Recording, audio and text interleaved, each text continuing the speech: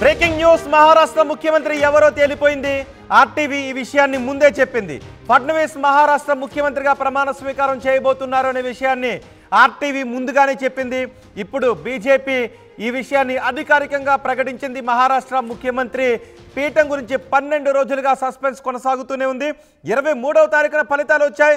ఈరోజు 4వ తారీఖు. ఇప్పటి వరకు ఆ సస్పెన్స్ కొనసాగుతూనే వచ్చింది. ఈరోజు బీజేపీ అధికారికంగా ఆ విషయాన్ని ప్రకటించింది. ఏక్నాథ్ షిండే ముఖ్యమంత్రి పదవి కోసం తీవ్రంగా ప్రయత్నాలు చేశారు. సో బీజేపీ మిత్రపక్షాలను బుజ్జగించి ఫడ్నవీస్ పేరును అనౌన్స్ చేసింది. ఫడ్నవీస్ ఇప్పుడు మరోసారి ముఖ్యమంత్రిగా ప్రమాణ స్వీకారం చేయబోతున్నారు. రేపు ఆజాద్ మైదానంలో ఫడ్నవీస్ ప్రమాణ స్వీకారానికి ఏర్పాట్లు జరుగుతున్నాయి. ఒకసారి ఫడ్నవీస్ మాట్లాడుతున్నారు. ఫడ్నవీస్ ఏం మాట్లాడుతున్నారో చూద్దాం.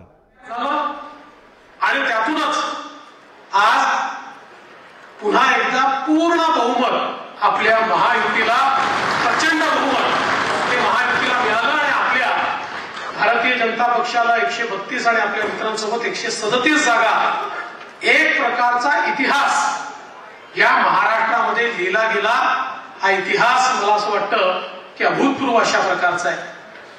या निमित्ताने देशाचे प्रधानमंत्री माननीय मोदीजींचे मी मनापासून आभार मानेन की माझ्यासारख्या बूथचा कार्यकर्ता म्हणून ज्याने काम चालू केलंय, वर्गाचा अध्यक्ष म्हणून काम चालू केलंय, अशा एका कार्यकर्त्याला या सर्वोच्च पदापर्यंत 3 वेळा माननीय मोदीजींनी या ठिकाणी बसवलं. మహారాష్ట్ర ముఖ్యమంత్రిగా ఫడ్నవీస్ ప్రమాణ స్వీకారం చేయబోతున్నారు. రేపు ముంబై ఆజాద్ మైదానంలో ఆయన ప్రమాణ స్వీకారం చేయబోతున్నారు. అందుకు ఏర్పాట్లు చేస్తున్నారు. ఇప్పుడే ఫడ్నవీస్ మాట్లాడుతున్న దృశ్యాలు కూడా మనం చూసాం. మా ప్రతినిధి గోపి ఉన్నారు ఢిల్లీ నుంచి పూర్తి సమాచారం అందించడానికి. గోపి, మొత్తానికి 12 రోజుల సమయం తీసుకుంది ఫడ్నవీస్ని ముఖ్యమంత్రిగా అనౌన్స్ చేయడానికి. ఈ విషయాన్ని ఆర్టీవీ నిజానికి ముందుగానే చెప్పింది. మొన్న ఏక్నాథ్ షిండే వచ్చి మాట్లాడినప్పుడు కూడా ఏక్నాథ్ షిండేని బుజ్జగించారు. అందుకే ఏక్నాథ్ షిండే ఇప్పుడు ప్రెస్ మీట్ పెట్టారు. ఫడ్నవీసే ముఖ్యమంత్రి కాబోతున్నారు అని ఆర్టీవీ ముందుగానే చెప్పింది. సో ఇప్పుడు ఢిల్లీలో జరిగిన పరిణామాలేంటి? 12 రోజుల్లో ఏం జరిగింది? రేపు ప్రమాణ స్వీకారం జరుగుతున్న ఏర్పాట్లేంటి? మొత్తానికి మహారాష్ట్ర ఎన్నికలు జరిగిన తర్వాత ముఖ్యమంత్రి అభ్యర్థి పైన కొనసాగిన సస్పెన్స్ నేటితో తెరపడిందని చెప్పుకోవచ్చు. బీజేపీ మొదటి నుంచి లార్జెస్ట్ పార్టీగా అవతరించినప్పటికీ ముఖ్యమంత్రి పీఠాన్ని ఎవరు తీసుకుంటారన్న దానిపైన కూడా కొంత క్లారిటీ లేకుండా ఉండే. అయితే మహాయతి కూటమి విజయం సాధించిన తర్వాత కూడా ఇటు ఫడ్నవీస్, అదే విధంగా అజిత్ పవార్, షిండే ముగ్గురు మధ్యలో పోటీ అయితే నెలకొన్న పరిస్థితి ఉంది. అజిత్ పవార్ ఈ విషయంలో మొదటిగానే ఒక క్లారిటీ ఇవ్వడం జరిగింది. ఎట్టి పరిస్థితుల్లో కూడా షిండేని ముఖ్యమంత్రి చేస్తే తాను కూటమిలో కొనసాగేది లేదు అంటూ కూడా ఆయన ఒక అల్టిమేటం జారీ చేయడం జరిగింది. అయితే బీజేపీ పెద్దలు కూడా బీజేపీయే నేతనే సీఎం గా ఉంటారనేది కూడా మొదటి నుంచి కొంత లీక్లు ఇస్తూ వస్తున్నప్పటికీ షిండే వర్గం నుంచి మాత్రం ఒక క్లారిటీ లేకుండా ఉండే. అయితే ఖచ్చితంగా షిండే కూడా తానే ముఖ్యమంత్రి అంటూ కూడా ఆయనకైనా ప్రకటించుకోవడంతో అసలు మహారాష్ట్రలో ఎవరు ముఖ్యమంత్రిగా కొనసాగుతారు అన్న దానిపైన కొంత సస్పెన్స్ ఏర్పడింది. అయితే ఇటు శాసనసభ పక్ష నేతగా నేడు దాదాపు ఏదైతే ముగ్గురు మధ్యలో ఉన్న పోటీని అయితే బీజేపీ అధిష్టానం దాన్ని పూర్తిగా తొలగించిందని చెప్పుకోవచ్చు. ఎందుకంటే బీజేపీ మొదటి నుంచి కూడా ఇదే విషయం చెప్తుంది. లార్జెస్ట్ పార్టీగా ఏర్పడిన బీజేపీ ఖచ్చితంగా సీఎం అభ్యర్థిని తామే ఉంచుకుంటాము, అదేవిధంగా కొన్ని కీలక పోర్ట్ఫోలియోలు కూడా బీజేపీ వద్దనే ఉంటాయి అనేది కూడా చెప్పడం జరిగింది. దానికి బదులుగా ఇటు అజిత్ పవార్ కావచ్చు, షిండే కూడా కేంద్రంలో ఆయన కూటమికి సంబంధించిన సముచిత స్థానాన్ని కూడా కల్పిస్తాం, కేబినెట్ లో కూడా చోటు కల్పిస్తామంటూ కూడా మొదటి నుంచి చెప్తూ వస్తున్నప్పటికీ ఇటు షిండే వర్గం అదేవిధంగా తన వర్గంలో కొంత అసంతృప్తితో ఉన్న పరిస్థితి ఉంది. అయితే తను షిండే తన స్వగ్రామానికి వెళ్ళిన సమయంలో కూడా షిండే అసంతృప్తితోటే స్వగ్రామానికి వెళ్లారనేది కూడా కొన్ని వార్తలు వచ్చాయి. అయినప్పటికీ షిండే వర్గం అమావాస్యను దృష్టిలో ఉంచుకొని మీటింగ్ రద్దు చేసుకోవడం జరిగిందే తప్ప కూటమిలో షిండే వర్గంలో ఎటువంటి చీలికలు లేవు. ఖచ్చితంగా బీజేపీ ఎటువంటి నిర్ణయం తీసుకున్నా తాము దాన్ని శిరసావహిస్తామనేది కూడా చెప్పడం జరిగింది. అయితే దీంతో ఈ రోజు దేవేంద్ర ఫడ్నవీస్ పేరు బీజేపీ అధికారికంగా ప్రకటించడం జరిగింది. మరి కాసేపట్లోనే రాజ్భవన్ కు వెళ్లి గవర్నర్ కూడా కలిసి కొత్త ప్రభుత్వం కొలువు తీరడానికి అన్ని ఏర్పాట్లు చేయాల్సిందిగా కూడా కోరనున్నారు. రేపు ముఖ్యమంత్రి ప్రమాణ స్వీకారంతో పాటు ఇద్దరు డిప్యూటీ సీఎంల ప్రమాణ స్వీకారం కూడా ఉంటుంది. దానికి సంబంధించిన ఏర్పాట్లను కూడా ఇప్పటికే అధికారులకు కూడా ఆదేశాలు జారీ చేయడం జరిగింది. అంటే ఇద్దరు డిప్యూటీ సీఎంలో ఒకటి ఎన్సీపీ నుంచి అజిత్ పవార్ ఉండే అవకాశం ఉంటుంది, ఇంకొకరు షిండే ఉంటారా, షిండే కుమారుడికి ఇచ్చే అవకాశం ఉంటుందా? షిండే కుమారుడు ఇప్పటికే ఈ విషయం పైన ఒక క్లారిటీ ఇవ్వడం జరిగింది. తాను ఎటువంటి పదవులను ఆశించడం లేదు అనేది కూడా ఆయన తన క్లారిటీ ఇవ్వడం జరిగింది. షిండేనే దాదాపు ఉప ముఖ్యమంత్రిగా ఉంటూ కొన్ని కీలక పోర్ట్ఫోలియోలను కూడా ఆయన కోరడం జరిగింది. దీనికి కూడా బీజేపీ అధిష్టానం సమ్మతించడం జరిగింది. ఇటు అజిత్ పవార్ కి అదేవిధంగా షిండేకి డిప్యూటీ సీఎంలతో పాటు కొన్ని కీలక బాధ్యతలు కూడా అప్పచెప్పనున్నారు.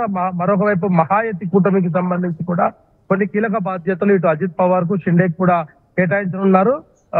పూర్తి స్థాయిలో ఫడ్నవీస్ రేపు ముఖ్యమంత్రిగా ప్రమాణ స్వీకారం చేస్తారు. ఆయనతో పాటు కొంతమంది కేబినెట్ మంత్రులని కూడా ప్రమాణ స్వీకారం చేయించాలని కూడా భావిస్తున్న పరిస్థితి ఉంది. అయితే ఇద్దరు డిప్యూటీ సీఎంలు ఒక సీఎం మాత్రం మొదట ప్రమాణ స్వీకారం చేస్తారనేది కూడా బీజేపీ కార్యాలయం కొద్దిసేపటి క్రితమే ఒక అధికార ప్రకటన కూడా చేయడం జరిగింది.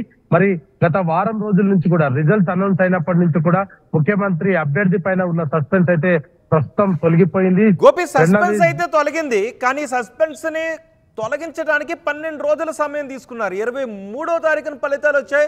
4వ తారీఖు ఈ రోజు వరకు ఆ సస్పెన్స్ కొనసాగుతూ వచ్చింది. అంటే అంత కష్టపడాల్సి వచ్చింది మిత్రపక్షాలని ఒప్పించడానికి. సో ఇక అంత కూల్ గానే జరిగే అవకాశం ఉంటుందా? ఖచ్చితంగా, ఎందుకంటే ఈ యొక్క ఏకతాటిపైకి తీసుకురావడం కోసమే ఈ సమయం అయితే పట్టిందని చెప్పుకోవచ్చు. బీజేపీ నేతలు ఇటు మహాయతి కూటమి ఏర్పడిన తర్వాత గతంలో జరిగిన తప్పిదాలు కూడా జరగకుండా ఉండేందుకు అన్ని రకాల ఆలోచించి ఈ నిర్ణయం తీసుకున్నారు. ఇటు అజిత్ పవార్ ని కానీ షిండేని కానీ ఇద్దరి వర్గానికి సంబంధించిన వ్యక్తులను, అదేవిధంగా ఇటు ఎన్సీపీ నుంచి కానీ శివసేన నుంచి కానీ ఎంపికైన ఎమ్మెల్యేలు కూడా ఇతర పార్టీలకు వెళ్లకుండా ఉండేందుకు కూడా వీళ్ళందరినీ కూడా ఏకతాటిపైకి తీసుకువచ్చేందుకే కొంత ఆలస్యం అయింది. మాలో ఎటువంటి చీలికలు లేవు. మహాయతి కూటమి అధికారాన్ని చేపడుతుంది. ముఖ్యమంత్రి కూటమిలో వ్యక్తే ఉంటాడు కాబట్టి పార్టీలతోటి సంబంధం లేదు అనేది కూడా మొదటి నుంచి బీజేపీ చెప్తున్నప్పటికీ ఇటు షిండే వర్గము కొంత అసంతృప్తితోటి ఉన్న పరిస్థితి అయితే చూసాము. ఎందుకంటే ఆయన ముఖ్యమంత్రిగా పనిచేసినాడు, ఆయన్నే సీఎం అభ్యర్థిగా ప్రకటిస్తుందంటూ కూడా ఆయన ఆశపడ్డప్పటికీ కూడా బీజేపీ అధిష్టానం కొంత ఆయనకు నిరాశ ఎదురు చేయడంతో ఆయన వర్గంలో కొంత అసంతృప్తి చెలరైనమాట వాస్తవమే. అయినప్పటికీ కూడా మహాయతి కూటమికి తాను కట్టుబడి ఉంటాను. మంత్రి పదవుల విషయంలో మిత్రపక్షాల నుంచి ఏమైనా డిమాండ్లు ఉన్నాయా? ఎటువంటి డిమాండ్లు ఉన్నాయి? హోంమంత్రి పదవి గురించి కూడా కొన్ని డిమాండ్లు ఉన్నాయి అని ఇంతకుముందు వార్తలు వచ్చాయి. ఖచ్చితంగా షిండే ఇదే అంశాన్ని కూడా కేంద్ర అధినాయకత్వం వద్ద కూడా ఆయన వెల్లవించినట్టుగా కూడా తెలిసింది. ఇటు డిప్యూటీ ఒకవేళ తాను ముఖ్యమంత్రి కాకపోతే కనుక హోంమంత్రి పదవిని డిప్యూటీ సీఎం రెండింటిని కూడా ఆయన కుమారుడికి ఇవ్వాలంటూ కూడా మొదట ఆయన ఆశించాడు అంటూ కూడా బీజేపీ పార్టీ నుంచి కొన్ని వార్తలు వచ్చినప్పటికీ ముఖ్యమంత్రి పదవితో పాటు హోంమంత్రి కూడా బీజేపీ నేతలే ఉంటారు అనేది కూడా బీజేపీ పెద్దలు జేపీ నడ్డా కావచ్చు, అమిత్ షా కూడా స్పష్టం చేయడం జరిగింది. ఇతర పోర్టుఫోలియోలతో పాటు మహాయతి కూటమిలో కీలక స్థానాన్ని షిండేకి ఇస్తామనేది కూడా బీజేపీ పెద్దలైతే ఆయనకు కొంత వాగ్దానం చేసిన పరిస్థితి ఉంది. ఈ నేపథ్యంలోనే ఈ రోజు దాదాపు ముఖ్యమంత్రికి సంబంధించిన అంశం పైన మహారాష్ట్రలో తెరపడింది. రేపు ముఖ్యమంత్రిగా ఫడ్నవీస్ అధికారం చేపట్టబోతున్నారు. ఆయన కొత్త కొలువులో మరి ఎవరెవరిని మంత్రులుగా తీసుకుంటారన్న దానిపైన కొంత రేపు ఒక క్లారిటీ వస్తుంది. రైట్ గోపి, మహారాష్ట్ర ముఖ్యమంత్రి విషయంలో ఆర్టీవీ చెప్పిందే నిజమైంది.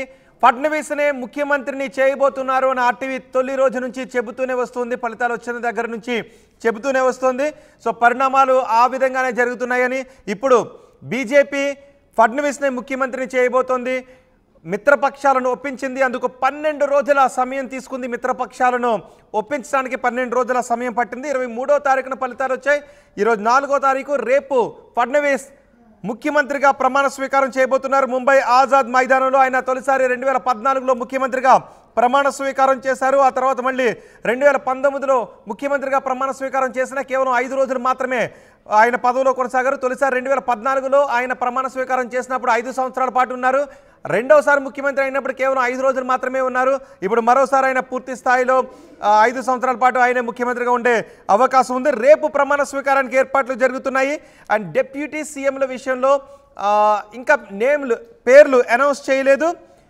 అజిత్ పవార్ ఒకరు డిప్యూటీ సీఎంగా ఉంటారు, కానీ షిండే ఉంటారా, మరొకరు షిండే కుమారుడు ఉంటారా అన్న దానిపై ఇంకా అధికారికంగా అనౌన్స్ చేయలేదు. ఒకసారి ఫడ్నవీస్ మాట్లాడుతున్నారు. ఫడ్నవీస్ ఏం మాట్లాడుతున్నారో చూద్దాం. नवभारताची संकल्पना मांडली, जिची मुहूर्तमेढ केली, आज मोदीजींच्या नेतृत्वात जो नवभारत तयार होतोय त्याचा पायवा ठेवणारे श्रद्धेय अटल बिहारी वाजपेयीजी यांचं देखील हे 100वे जयंती वर्ष आहे। त्यामुळे अशा या अत्यंत महत्वपूर्ण वर्षामध्ये महाराष्ट्राच्या जनतेने ही सगळी जबाबदारी आज महायुतीवर या ठिकाणी सोपवलेली आहे।